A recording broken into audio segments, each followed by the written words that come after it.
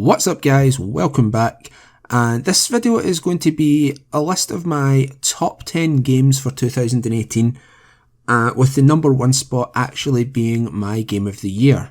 So with that being said, let's get right into it.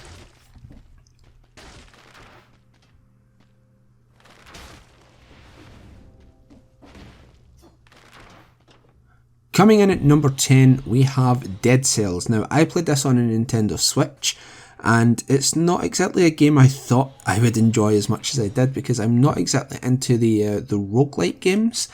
But this game, from the combat to the customization to the many different styles of weapons that is in this game, I absolutely loved this.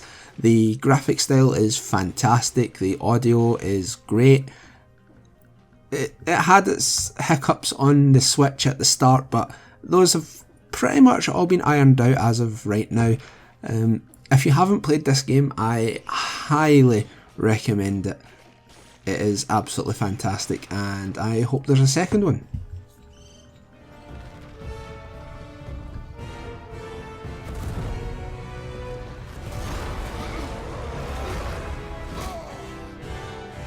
Coming in at number 9, and don't hate me for this one, is God of War on the PlayStation 4.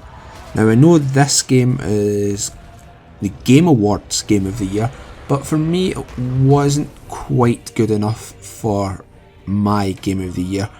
That's not to say that the game is not fantastic, and you should definitely play it. The combat is absolutely great, it looks fantastic, the sound direction is absolutely fantastic, and the fact that they got Christopher Judge to play Kratos is absolutely amazing. Definitely pick this game up, but it's not one I would put as my game of the year.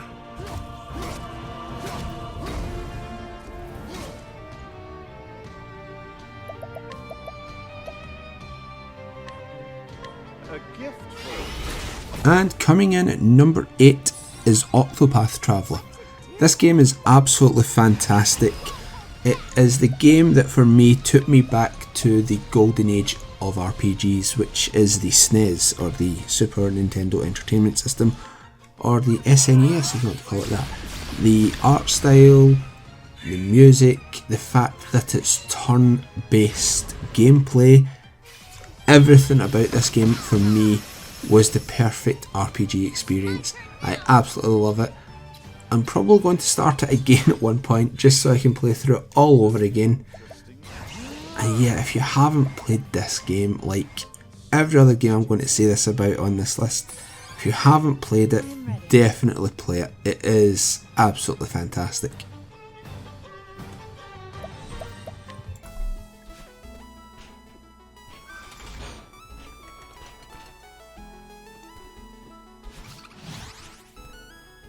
And at number 7 we have Celeste. Now this game almost went under my radar until a few friends on Discord actually suggested it to me, and it is an absolutely fantastic little platformer.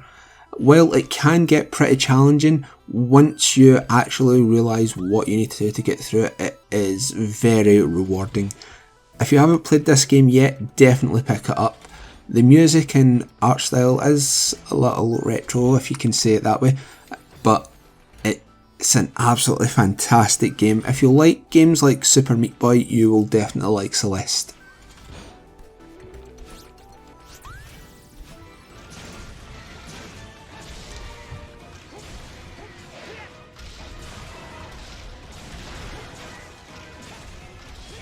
And coming in at number 6 is Monster Hunter Generations Ultimate on the Nintendo Switch.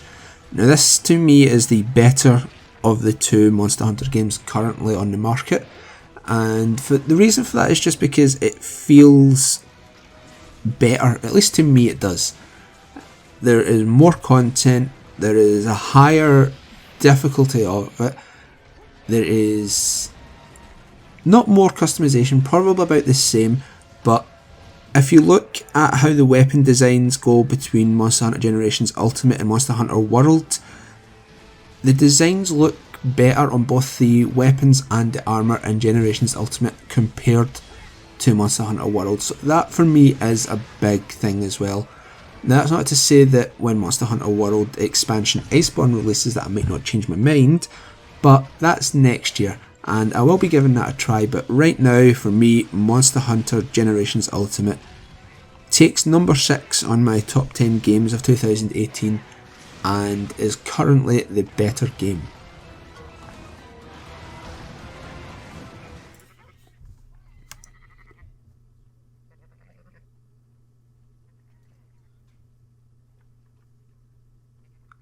At number 5 is Red Dead Redemption 2.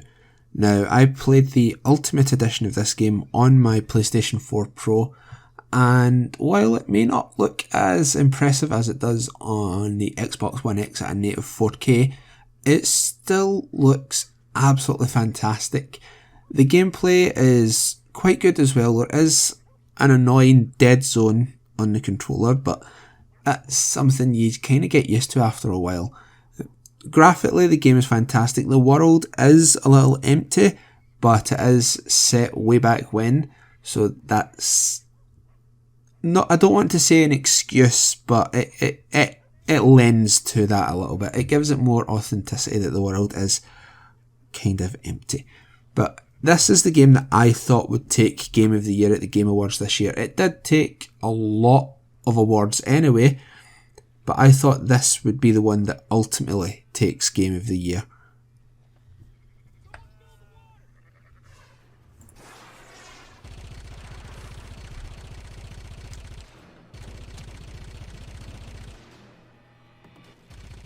Okay, so bear with me on this one.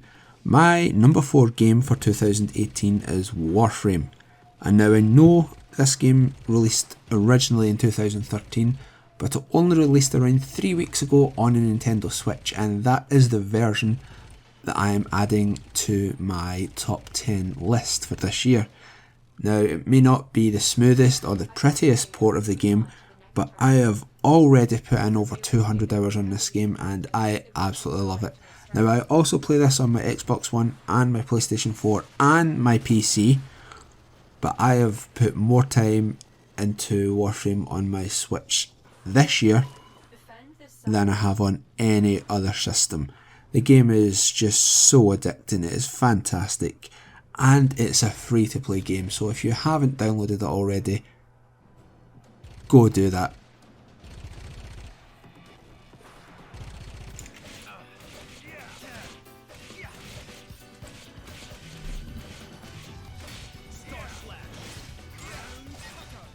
Coming in at number 3, we have Xenoblade Chronicles 2 Torna, the standalone DLC for Xenoblade Chronicles 2, which completely changed the battle system, completely changed engine, and actually runs a lot smoother than the original did, and looks slightly better than it did on when it first launched.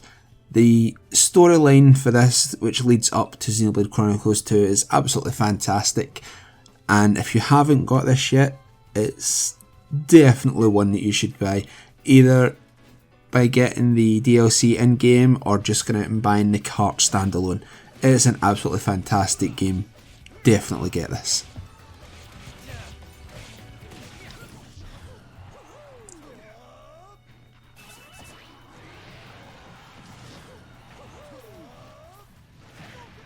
And coming in at number 2, we have Super Smash Bros. Ultimate, which as of recording this hasn't even been out for a week yet, and while I am absolutely terrible at the Smash Bros series, I absolutely love the games. Super Smash Bros Ultimate is absolutely fantastic. For me, it's been one of the easier ones for me to get into, mainly because of the new characters, especially Ken, who I have planned on maining, and it's just so much easier. Well, there is some input delay whenever you're playing online, depending on your connection. There's really not much bad I can say about this game. Some of the battles have been a little difficult for me, but that's because I'm terrible at this game. But this game is absolutely fantastic, and it is just a little shy of being my Game of the Year this year.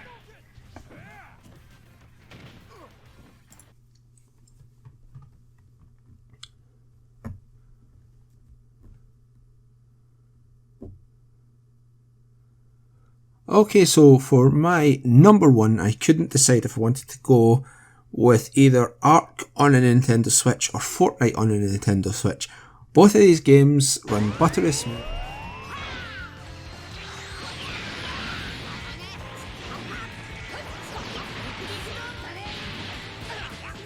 Yeah, I can't go through with that. So my Game of the Year number one game 2018 is Dragon Ball FighterZ. I have this game on 3 different platforms: Steam, PlayStation 4 and my Nintendo Switch. That's just how much I enjoy playing this game. It is absolutely fantastic. It takes me back to when me and my friends would watch Dragon Ball Z on TV and then start playing Budokai Tenkaichi, games like that, and just the way this game is presented, the audio, the visuals, everything is just, for me, a trip through nostalgia back then. And this game is awesome. It was a big shock for me to actually put a fighting game as my game of the year because I'm quite bad at fighting games, but this is absolutely fantastic, guys. If you haven't played it, and if you have some way of playing it, definitely give it a try. And I'll see you all next time. Let me know what you thought of this video in the comment section below, and let me know your top 10 or just your game of the year for 2018. Bye now.